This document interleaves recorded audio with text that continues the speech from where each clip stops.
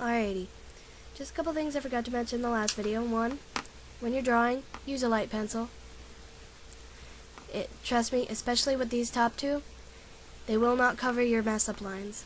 If you draw really hard and erase, they're not going to cover it up. They're not going to help you. No matter how hard you try and erase, no matter how hard you try, it's just not going to get those grooves out, and it's going to show up later.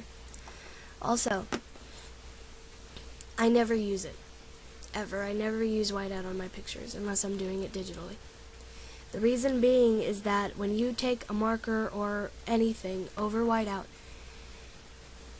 you'll only see the whiteout. You won't see anything else beneath it. You won't see anything. One thing to help, which I don't have access to, is, well, at the moment, is putting whiteout on your picture if you mess up. Like, put a line straight through your face. Okay, put whiteout. Then you can scan it in to your computer or another computer, and then you can reprint it out. The whiteout will not be visible, will not hinder your coloring abilities. One problem that maybe it's only I have noticed with this is that printer paper is not happy with my markers. It's not happy with watercolor paper, or watercolors. It's not happy with a lot of things. Thick sketchbook paper, thick board. Good idea. Good ideas. Watercolor paper, anything thick that will soak up whatever it is you're using. If you're using colored pencils, that would probably be a good idea too. Printer paper works just fine with those. However, if you're using like, if you're using Prismas, not very good. Reason being is that Prismas are waxy. They need grooves to layer on. Printer paper does not have many grooves. So overall, printer paper is probably one of the worst things you can color on. Also, regular printer paper, if you're printing off something digitally, also a bad idea. Colors like to bleed. The paper just gets overwhelmed with the saturation of the color if you have a lot of color, and etc. and so on. Use photo paper or thick stock paper would be a better idea. Another thing is that the ink that from a printer will bleed with Copic markers. I know it will bleed with water, so if you're using either of those methods, don't print it off. Anyway, I'm not saying don't use it. A lot of people condone using it. It's a good idea. My problem is just that, and if you're starving little artists like me, or living at home and don't have access to most of this stuff, you probably won't be able to do it.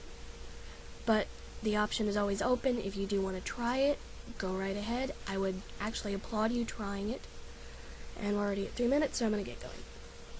Alright. First off, what I wanted to do with the shading is grayscale at first. And that is the main reason why I left picture number 2. Or kept it in grays.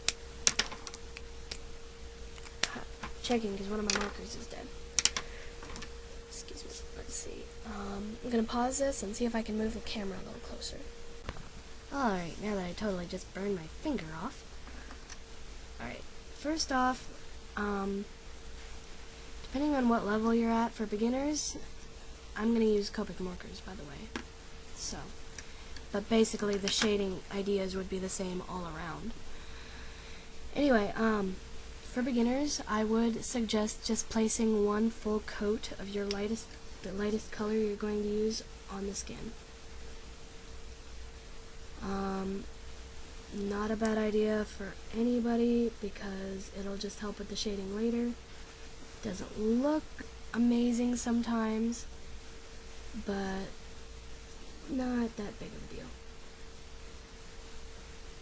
On most things, it may look a little funny on skin, but on most things it really won't hinder anything at all.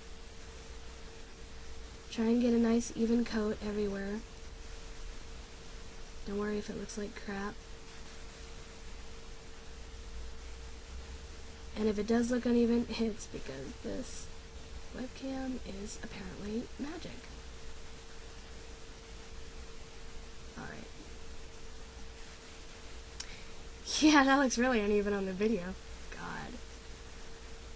But that's alright, we'll fix that later. Alright. So basically there is the skin color. In a realistic picture you would do that. And yeah, it doesn't look all that great now, but we'll get to something else later. Alright. Next, what I just used is the lightest gray that I have, which is cool gray number 1. And now I'm using a cool gray number 3. Now what you need to do first is you have to figure out your light source. I don't know if anybody else has seen those cute little doodles in drawing books, but yeah. So my light source is coming from this direction. First off, and we are starting with the skin if you didn't notice, back behind things are going to be dark.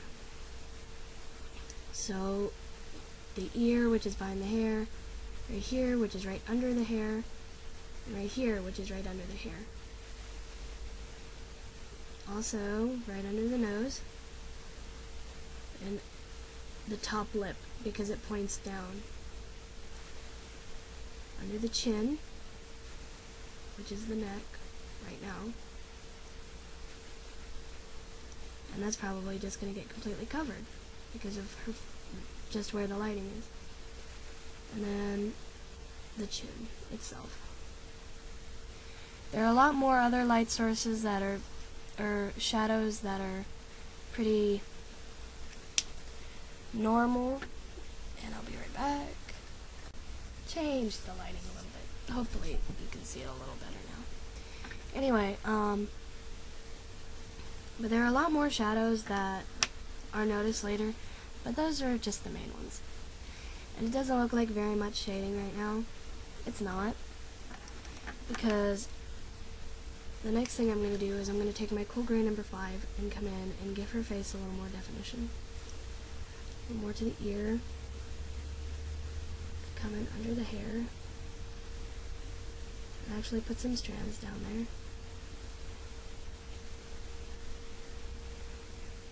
Under the nose.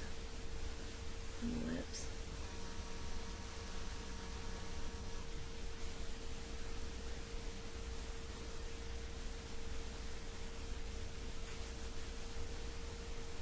And now for the chin.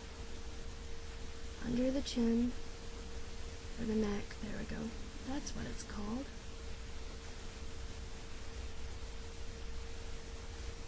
And now your eyes are actually set into your head. I'm sure everybody noticed that some people have really set in eyes, some people have really shallow eyes, etc. and so on. Those look like really stark contrasts, huh? Well, that's where we go back to our middle tone and make these transitions nice. And that's the bliss. What's coming up is the bliss of having that base coat on there. Doesn't look quite so strong anymore, huh?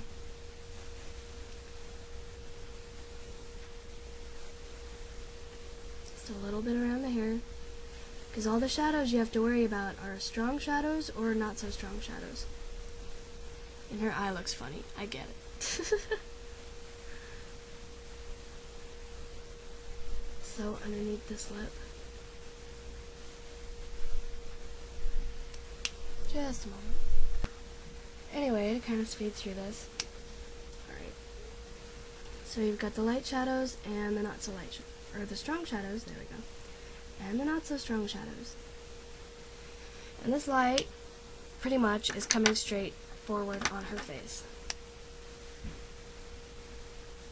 So she's got a little bit of shadow on both sides of her nose. A lot under it. And a little bit on both sides of her cheeks.